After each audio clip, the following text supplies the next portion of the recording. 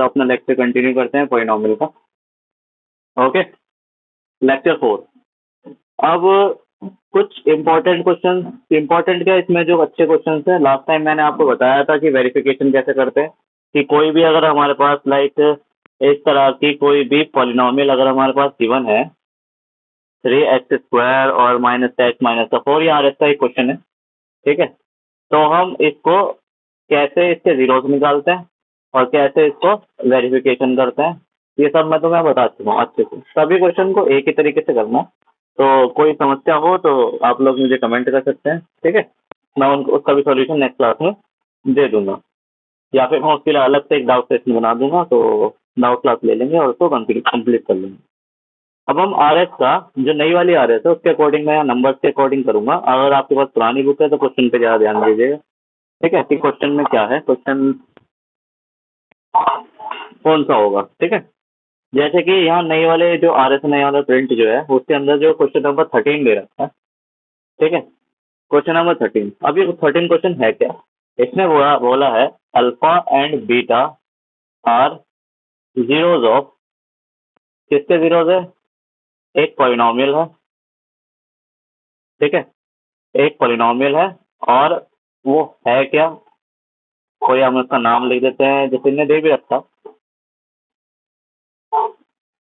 ऐसा कुछ एक पॉलिनोमियल दे रखा, ठीक है। अब इस पॉलिनोमियल को सेटिस्फाई कर रहा है एक relation alpha square plus beta square plus alpha beta 21/4। मतलब ये एक ऐसा रिलेशन है जो इसमें दे रखा है कि ट्रू है, मतलब ये गिवन रिलेशन है। अभी अल्फा बीटा कहाँ से आया, अल्फा बीटा मैंने बताया जीरोज है। अल्फा बीटा क्या है, जीरोज ऑफ पॉलिनोमियल, इस पॉलिनोमियल का। तो बस मुझे करना क्या है, एक सेकेंड रुकिए बस। तो अब हम इसमें क्या करेंगे, अल्फा बीटा से जो भी हम रिलेशन हमने सीखा था, हमने क्या रिलेशन सीखा था कि sum of zeros, sum of zeros क्या होता है, माइनस बी बाय ए। अब बी क्या है और ए क्या है, सबसे पहले तो बी और ए लिखते हैं। अगर हमारे पास, अब इसका सोल्यूशन करके लिखते हैं, जैसे कि हमारा ये पॉलिनोमियल था, ठीक है। अब इसमें ए क्या होगा, ए होगा कॉफिशिएंट, x² का जो कॉफिशिएंट है वो है 2, और बी क्या होगा, बी होगा 5, और सी क्या होगा, सी होगा k, ठीक है। हमें चाहिए क्या, हमें तो सम ऑफ जीरोस चाहिए, सम ऑफ जीरोस। अब सम ऑफ जीरोस क्या होगा, माइनस बी बाय ए, मतलब अल्फा प्लस बीटा, बी की वैल्यू कितनी है 5 है, और ए की वैल्यू कितनी है 2 है। इसका मतलब अल्फा प्लस बीटा मेरे पास ये आया। अब आप सब ये कहोगे मुझे इसकी जरूरत क्या है ना, मुझे तो यहाँ पर ऐसा कुछ चाहिए था। कोई बात नहीं, हम ये निकाल सकते हैं ना, तो हम निकाल लेते हैं, बाद में सोचेंगे इसको करेंगे क्या, प्रोडक्ट ऑफ जीरो। अगर क्वेश्चन नया तुम्हारे सामने आए ना, तो हमेशा ये ध्यान रखा करो, जो भी तुम उस क्वेश्चन से जो भी गिवन कंडीशन या जो भी तुम्हें पता है इससे रिलेशन, सबसे जो कुछ निकाल सकते हो सब निकाल लो। सी बाय ए, अब सी की वैल्यू क्या थी, सी तो मेरा के है, क्लियर है। ये पहला रिलेशन आता है, ये दूसरा रिलेशन आता है। इससे करेंगे क्या, देखो ध्यान से, अगर मुझे कहीं किसी तरीके से alpha square plus beta square पता होता तो मैं पुट कर देता, यहाँ पर पुट कर देता, अल्फा अल्फा बीटा तो मेरे पास आ गया, तो मेरे को ये पूरा रिलेशन यूज नहीं हो जाता के निकालने के लिए। अब क्योंकि के कहाँ है तो वो खुद आ जाएगा, ध्यान से देखना। अभी के यहाँ पे देखो, यहाँ पर आ रहा है, जब इसको यूज करेंगे ना, यहाँ पर इसको रिप्लेस करेंगे, तब वो के खुद ब खुद आ जाएगा और के की वैल्यू फाइंड हो जाएगी। हाँ हाँ, मैंने तो ये लिखा ही नहीं, इसमें लिखना, इसमें फाइंड करना, इसमें फाइंड करना था हमें के, ठीक है। चलो देखो, अब मुझे करना क्या होगा, मुझे पता है एक फॉर्मूला होता है हमारा, एक कंडीशन होती है ए बी की फॉर्म में, तो मैंने यूज कर रखा है। तो एक काम करता हूँ, एक्स वाई की फॉर्म में याद कर लेते हैं। सबको पता है ना, एक्स प्लस वाई का स्क्वायर क्या होता है, x square Y square 2xy, यही होता है ना। इसी आइडेंटिटी का यूज करके हम यहाँ पर अल्फा बीटा से रिलेटेड बना सकते हैं। तो देयरफॉर मैं ये कह सकता हूँ अल्फा प्लस बीटा का स्क्वायर क्या होगा, alpha square beta square 2 times alpha beta, यही होगा, है ना। अब देखो ध्यान से, क्या मुझे ये चाहिए नहीं, अब क्या होगा, कहाँ चाहिए, देखो ध्यान चाहिए, है नहीं। क्या मेरे पास बाकी सब पता है, कंडीशन में वो ही निकल सकता है जो, मतलब जैसे वो ये कंडीशन में नोन है, मतलब वैसे तो बहुत कुछ है, मुझे फाइंड करना, तो बाकी सब मुझे पता होना चाहिए। क्या मुझे पता है, देखो अल्फा प्लस बीटा पता है, अल्फा बीटा पता है। अल्फा प्लस बीटा कितना, -5/2 का होल स्क्वायर, और ये वाली वाली तो मुझे फाइंड करनी है।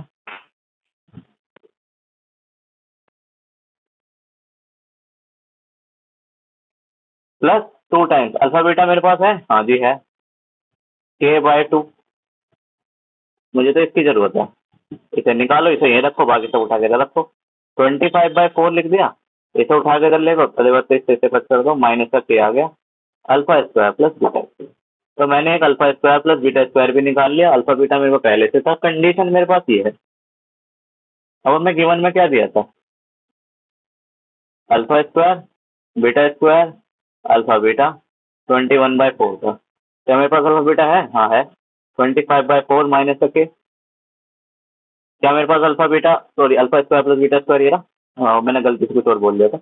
अल्फा बीटा मेरे पास क्या है, k/2 21/4, ठीक है। 21/4 माइनस का के प्लस का k/2 21/4, कोई समस्या, ठीक है। देखो, क्या मैं इन दोनों को सॉल्व कर सकता हूँ, इसे उठा के इधर ले जाऊं, जैसे मैं इस कंडीशन को, मतलब इस वाले 25/4 को इधर की तरफ ले जाता हूँ, तो क्या हो जाएगा, k/2 माइनस का के, देखो मैंने उल्टा करके लिख दिया इसको, यहाँ लिख दिया 21/4 माइनस का 25/4। देखो ध्यान से, यहाँ पर क्या करेंगे, एलसीएम ले लेते हैं, 2 आ गया, के माइनस का 2k, ऐसे सॉल्व करोगे, इधर की तरफ सॉल्व करोगे, डिनोमिनेटर जब सेम है तो ऊपर वाले न्यूमिनेटर क्या कर सकते हैं, सिंपल ऐड या सब्ट्रैक्ट हो जाता है। तो हमें डिनोमिनेटर को सेम करने की, जैसे एलसीएम लेते थे ना, उसकी जरूरत पड़ती नहीं है, पहले से सेम है तो क्या जरूरत है। तो 4 लिख दिया, 21 और 25 इस तरीके से लिख दिया। यहाँ पे ध्यान से देखोगे तो यहाँ आया -k/2 और इधर की तरफ कितना आया, 4/4। इस नेगेटिव से नेगेटिव काट दो, ये कटने के बाद कितना आ गया, 1 आ गया। इसका मतलब k/2 इक्वल टू 1 होना चाहिए, और k की वैल्यू होनी चाहिए कितनी, तो क्या यही पूछा था, हाँ यही पूछा था। अब लास्ट में एक चमत्कारी लाइन लिखनी होती है, आप मैं से अब क्या होगा, ये क्या चमत्कारी लाइन की बात कर रहे हो सर, चमत्कारी का मतलब कि हमें ना हमारे सर बोलते थे चमत्कारी लाइन बोलते थे, ठीक है, इस वजह से मुझे भी थोड़ी आदत है और अच्छा लगता है। हैंस वाली लाइन क्या करती है, पूरा तुम्हारा कंक्लूजन में आंसर निकाल देती है ना। दी वैल्यू ऑफ के कितनी है, इज, ठीक है। अगर उसे ये मिल गया ना आंसर, तो मोस्ट ऑफ द टीचर पीछे जाएगा ही नहीं, वो क्या करेगा, वो बस देखेगा हाँ भाई आंसर ठीक है चलो आगे आगे चलते हैं। इसलिए बोलते हैं कोई समस्या लाइन, मतलब ये बड़ी कंक्लूजन वाली लाइन होती है, मतलब इसमें ये आंसर बता रहा है कि हाँ इसने आंसर ये पूछा था, तो ये ठीक है, ठीक है। तो ये क्वेश्चन है, अच्छा क्वेश्चन है, ठीक है, बट इससे भी अच्छे अच्छे क्वेश्चन है, इससे भी अच्छे अच्छे क्वेश्चन है जो हम आगे देखने को मिलेंगे, ठीक है। अब इस क्वेश्चन का स्क्रीनशॉट ले लो, हम आगे चलते हैं जल्दी से, कुछ सेकंड देता हूँ। अदरवाइज जो बच्चा स्टॉप करके इस वीडियो को आगे अपने नोट्स में बनाना चाहता, नोट्स कंप्लीट करना चाहता हूँ, मतलब लिखना चाहता हूँ, लिख सकता हूँ, ठीक है। चलो आगे चलते हैं, स्क्रीनशॉट ले लो जल्दी से, चलो आगे चलते हैं।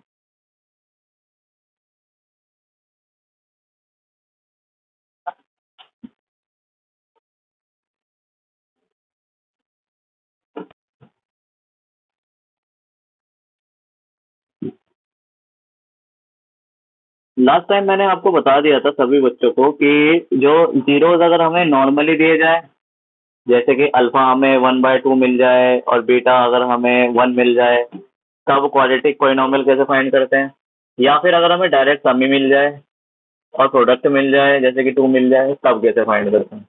बहुत सिंपल सी चीज़ होती है, ये मैंने आपको बता रखा है, तो मैं इसे दोबारा रिपीट नहीं कर रहा। कोई क्वेरी हो तो पूछ सकते हैं, ठीक है।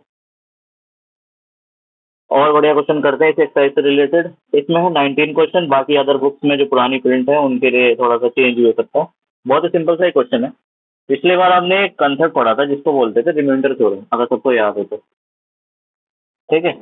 या उसके बाद ही हमने पढ़ा था फैक्टर थ्योरम, अब मैं इसके बिल्कुल इन डेप्थ में नहीं जाऊंगा कि क्यों, कैसे, क्या होता है ये रिमाइंडर थ्योरम, पॉइंट और फैक्टर थ्योरम में क्या समानता है, क्या है। मैं बस सिंपल तो मैं लॉजिकली कराने वाला हूँ, ठीक है। अब हमें गिवन में दे रखा है कि x plus A is a factor of, ये हमें गिवन दे रखा है कि इज अ फैक्टर ऑफ क्या, 2x² 2ax plus 5x plus 10, सही है। अब इसने कहा है इसके बाद फाइंड करो क्या, ए की वैल्यू को फाइंड करो। हम एक काम करते हैं, गिवन क्या क्वेश्चन ही है पूरा, सॉल्यूशन पे आते हैं। लेट कर लेते हैं कि पी एक्स हमारे पास एक पॉइनोमियल था, ये भी एक पॉइनोमियल है। इस पॉइनोमियल का ये एक फैक्टर है। फैक्टर का मतलब क्या होता है, अगर ये डिवाइड पे जाए, अगर ये डिवाइड करे, कौन डिवाइड करे, ये इसे डिवाइड करने पे चला गया, तो इसका रिमाइंडर 0 आ जाए, उसे बोलते हैं फैक्टर। जैसे कि अगर एक छोटा सा एग्जांपल के तौर पे तुमसे बोलता हूँ, 15 5 यहाँ रख लेते हैं, तो 3 टाइम्स 15 आ गया, यहाँ कितना है 0 आया, 0। इसका क्या मतलब हुआ कि 5 is a factor of 15, 5 is a factor of 15, सही बात है। क्यों भाई, 5 ने 15 को डिवाइड करने के बाद रिमाइंडर 0 लिया, इसे बोलते हैं फैक्टर, ठीक है। ये सब इतनी चीजें मैं क्यों फालतू में बताता हूँ इन डेप्थ में, बहुत से बच्चों को लगता होगा ये सब तो सबको पता है, बहुत से बच्चे होते हैं जिनको नहीं आइडिया होता, ठीक है। बस वो चल रहा है, उनकी गाड़ी चल रही है बस इस तरीके से, ठीक है। बट हमें सही तरीके से हर चीज को समझ में आना चाहिए, तभी हम मैथ को आगे सही से कर पाएंगे।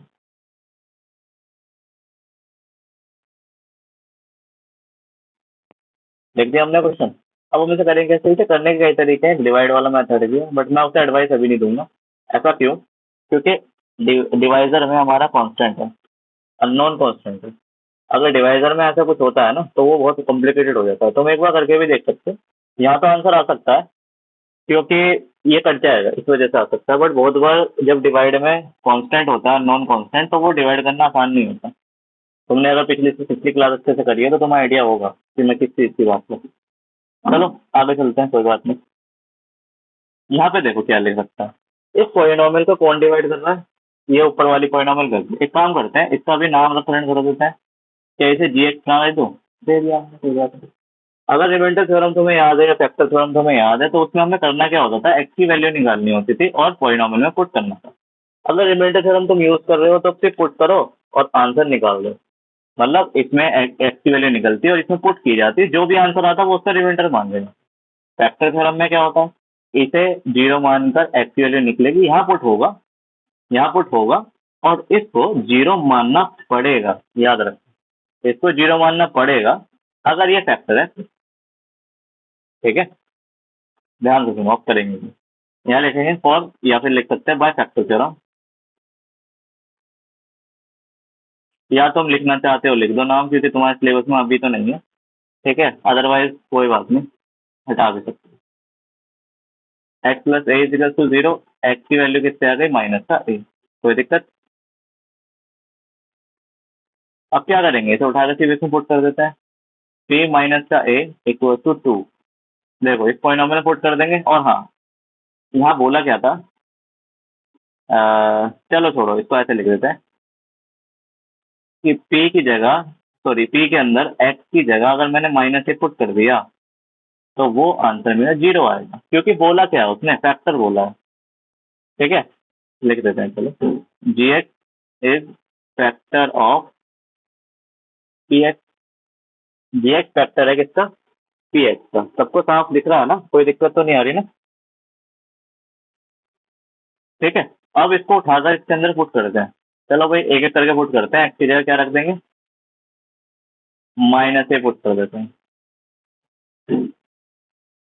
और हाँ, एक बात और, अगर जो वीडियो देख के पढ़ रहा है, कॉपी पेन साथ में लेके साथ साथ करे, ठीक है। साथ साथ का मतलब, जैसे मैं यहाँ पे तुमसे पूछ रहा हूँ पुट करके वैल्यू निकालो, तो तुम कोशिश करो पुट करने की, ठीक है ना। उससे क्या होगा कि तुम्हें साथ साथ तुम्हारा एक्टिवनेस बढ़ी रहेगी, क्योंकि अगर तुम मैथ पढ़ते हो ना यूट्यूब वीडियो पर, तो बहुत प्रॉब्लम होती है, ध्यान नहीं रहता हमारा बहुत जगह,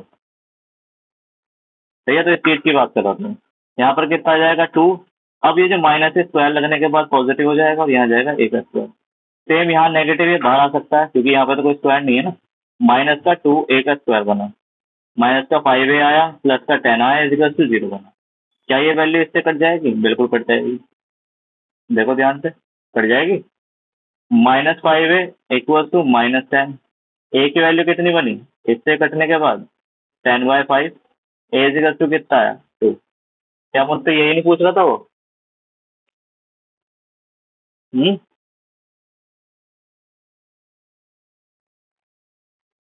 सही बात है। क्या मुझसे यही पूछ रहा था ना कि ए की वैल्यू निकालो? ठीक है, देखो ध्यान से, बस इसका यही सोल्यूशन था, सिंपल सा। तो यहाँ पर हैंस करके लिख सकते हो, the value of A is. एक बार आंसर भी साथ साथ चेक करते रहना। कैलकुलेशन मिस्टेक हो सकती है क्योंकि मैं तुम्हें पढ़ा भी रहा हूँ थोड़ा बहुत, बट मैं पूरी कोशिश करूँगा कुछ भी ना हो। ठीक है, कभी कभी हो जाता है, बात करते वक्त थोड़ा ध्यान इधर उधर जाने की वजह से, तुम लोगों को समझाने के चक्कर में कुछ और दिमाग में चलता है, तो कभी कभी मिस्टेक हो जाती है। साथ साथ इसका आंसर भी देखते रहना। ठीक है बच्चों, जो भी यहाँ लाइव पढ़ रहे हैं उनसे कह रहा हूँ मैं। आगे चलते हैं।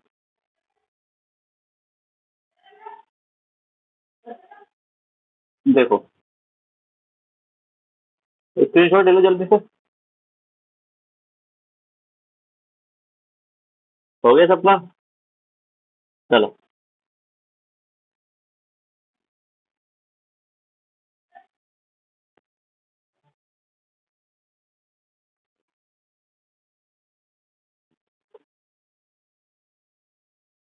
देखो भाई,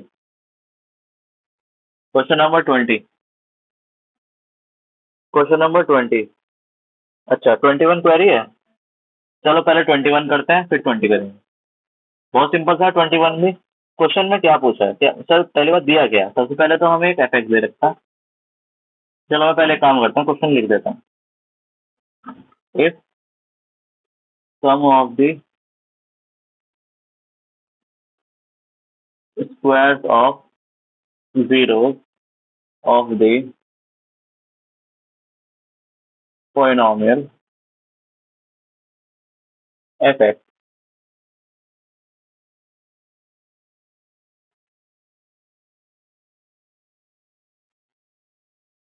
is 40।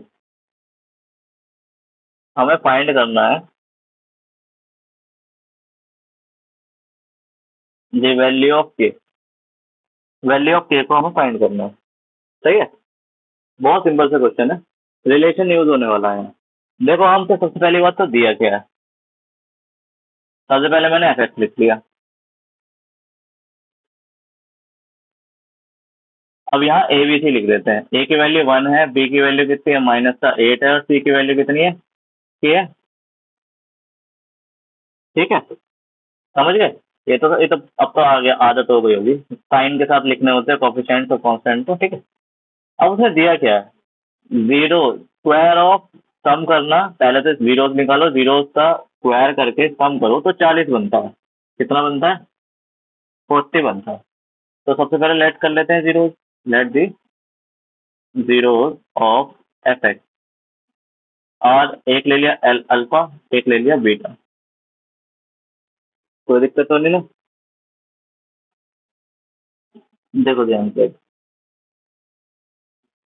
ठीक है, क्वेश्चन में क्या दिया है? गिवन दे रखा है कि ऑफ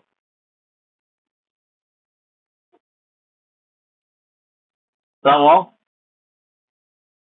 स्क्वायर्स ऑफ जीरोस कितना है? 40 है।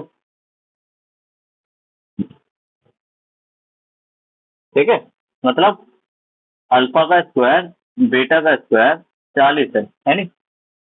अभी कुछ देर पहले मैंने ये वैल्यू निकाली नहीं थी, तुम्हें याद हो तो? है ना? क्लियर है बात? पहली बात, तुमने पूछा क्या है उसका भी ध्यान रखना है। तुमने बोला है कि बताओ। अब मुझे यहाँ पर करना क्या है? सबसे पहले तो मैं एक काम करता हूँ, bye relation,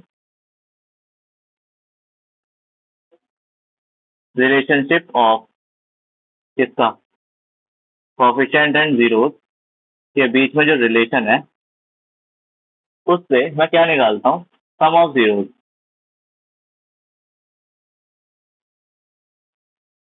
minus b by a आएगा, मतलब अल्फा प्लस बीटा कितना आया, माइनस बी कितना है, माइनस मतलब -8 नहीं है, बी की वैल्यू -8 है, इसकी वैल्यू 1 है, अल्फा प्लस बीटा कितना निकल के आया, 8 आ गया। इसी तरीके से प्रोडक्ट भी निकाल लेता है। प्रोडक्ट कितना होगा, सी बाय ए होगा, सी कितना है, के है, सॉरी यहाँ पर अल्फा बीटा आएगा पहली बात तो, के बाय 1, सही है, मतलब अल्फा बीटा की वैल्यू कितनी आ गई, के आ गए, समझ गए, कोई दिक्कत तो नहीं।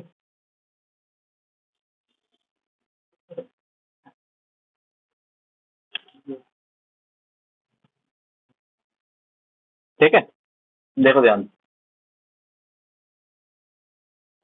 अब मुझे क्या करना है, रिलेशन एक यूज करना है। अभी हमने कुछ देर पहले एक चीज लिखी थी, अल्फा प्लस बीटा का स्क्वायर क्या होगा, alpha square beta square 2 alpha beta. तो ये कहाँ से आया, ए प्लस बी का square equal to a square plus b square plus 2ab। क्या ये पढ़ा नहीं हमने बचपन में,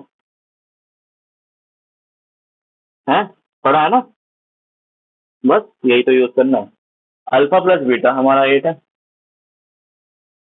जैसे ए बी होता है वैसे अल्फा बीटा दो वेरिएबल है। Alpha plus beta, alpha square मतलब ये वाली वैल्यू तो हमें 40 दे रखी है उसने पहले से, और ये मैंने ये भी निकाला था, ले सकते हैं। यहाँ कितना है, 64, यहाँ 40, ये कितना है, 2k, ठीक है। इसको इसके साथ लेके जाओगे तो इधर 24 बचा, 2k आया, नहीं alpha square plus beta square दे रखा है उसने, स्क्वायर नहीं है, वो पहले से पूरी की पूरी वैल्यू उसने दे रखी है, ठीक है। तो 24/2 नहीं है, के की वैल्यू कितनी है, 12 या नहीं, यही निकालनी चाहिए बस। ये था तुम्हारा क्वेरी, ठीक है, बहुत सिंपल सा थी, बस थोड़ा सा ध्यान से समझो, दिया क्या है और रिलेशन तो यूज हो ही रहे हैं, ठीक है। और इसके बाद ये थी इंपॉर्टेंट चीज, ठीक है, जो अब तक हमने क्वेश्चंस में कम करी थी, अभी तक तो कहाँ करी है, ऐसी चीज अब धीरे धीरे आएंगी, अभी और क्वेश्चंस बनेंगे और तगड़े तगड़े से, उसमें हम करेंगे इन सब चीज, ठीक है। अब इसका स्क्रीनशॉट ले लो बहुत जल्दी करके, ले रहे सब लोगों ने, आगे चलते हैं। आज का लास्ट क्वेश्चन और करते हैं बस एक, फिर एक तरह से हमारी फिनिश हो जाएगी, इसमें कोई क्वेरी जिसकी बचेगी वो मुझे सेंड कर सकता है, या मुझसे नेक्स्ट क्लास में पूछ लेना,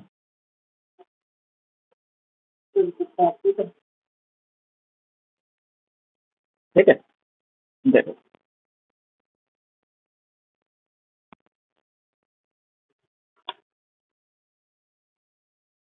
सिंपल सा क्वेश्चन है एक और, 20 वाला। देखो इसने बोला है 2 and 3 and -3, 2/3 and -3 are zeros of एक क्वाड्रेटिक पॉलिनोमियल है, ठीक है, ऐसा कुछ दे रखा है उसने, ठीक है। देन हमें फाइंड करना है ए एंड बी, समझे, कोई दिक्कत तो नहीं, ये फाइंड करना है हमें। देखो करेंगे क्या, बहुत सिंपल सा है, इसको हम सबसे पहले लेट कर लेते हैं, लेट करो तो कितना बनेगा ये, अभी तक तो हमने किया था, इसे पॉलिनोमियल तो बोलेंगे,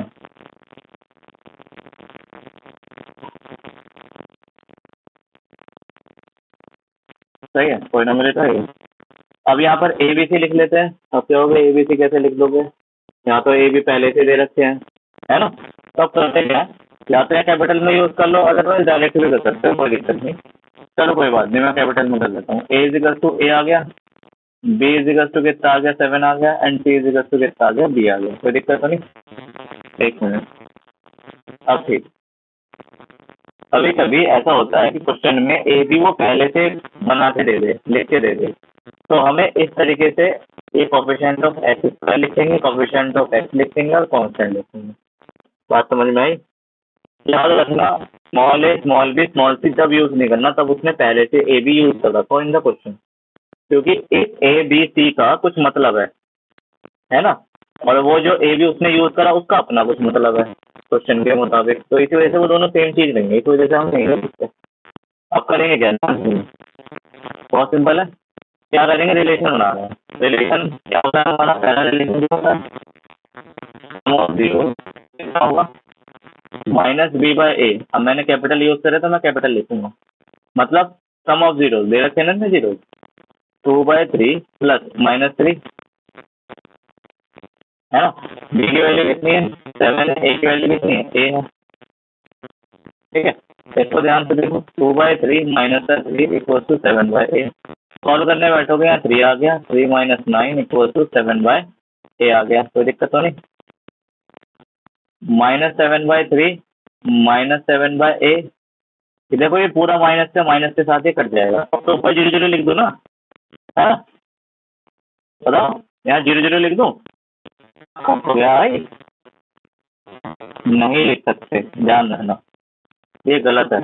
अगर तुमने इसे काटने के बाद, क्योंकि ये मल्टीप्लाई डिवाइड में कटा है, ये ऐसा कुछ हुआ है, -7 3 यहाँ था पहले से, -7 इधर गया है, और ये 1/a ऐसा कैसा, ये पूरा कटा है तो 1 1 आता है ना, इस चीज का ध्यान रखना। बच्चे बहुत बार गलती करते हैं, जीरो बना लेते हैं इसको जल्दी जल्दी में, तो ए इक्वल टू 0, ठीक है। ये कटने के बाद यहाँ बना है, यहाँ बना है, मतलब इनके तो कोई वैल्यू नहीं है, इसको इधर की तरफ रखोगे, मतलब 1/a equal to 1/3 equal to 1/a, और a की वैल्यू कितनी है 3, ठीक है। नेक्स्ट देखते हैं, अब मुझे भी तो निकालना है। हमारे पास एक रिलेशन और होता है, कौन सा भाई, product of zero. Product of zero क्या आ रहा है, बताओ भाई, प्रोडक्ट ऑफ जीरो कितना आएगा, 3/a आ रहा है। कोई बात नहीं, हम डायरेक्टली ले सकते हैं, जैसे कि ऐसे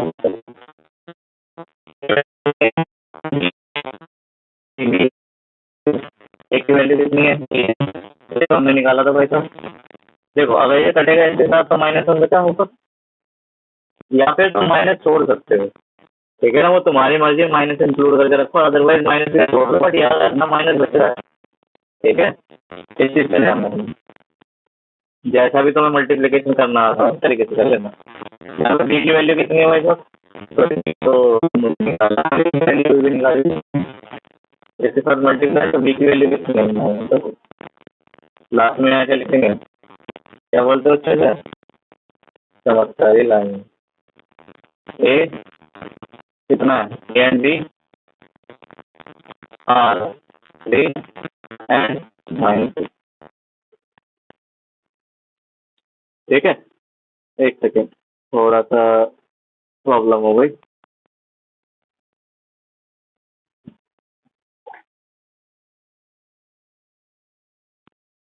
एक सेकेंड।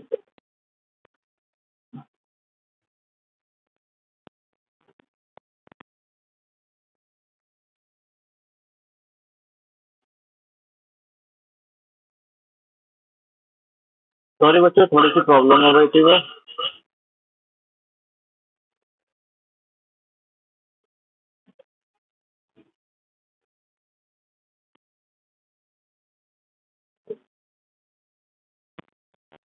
सॉरी बच्चों, थोड़ी सी प्रॉब्लम हो गई थी, वो नेटवर्क इशू हो गया था, और आगे तो मैंने तुम्हें समझा ही दिया ये क्वेश्चन कैसे कैसे करना था। सिंपल, यहाँ पर जीरोस को यूज करके सम ऑफ जीरोस और प्रोडक्ट ऑफ जीरोस से ए और बी की वैल्यू निकल जाएगी, एक कंडीशन से एक निकल जाएगी, दूसरी कंडीशन दूसरी निकल, ओके। सबको समझ में आ गया होगा ये क्वेश्चन बच्चों।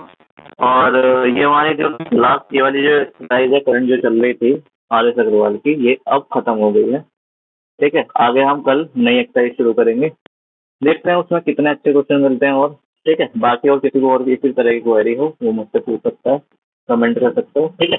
थैंक यू फॉर वॉचिंग, मिलते हैं नेक्स्ट वीडियो में, ओके, बाय बाय।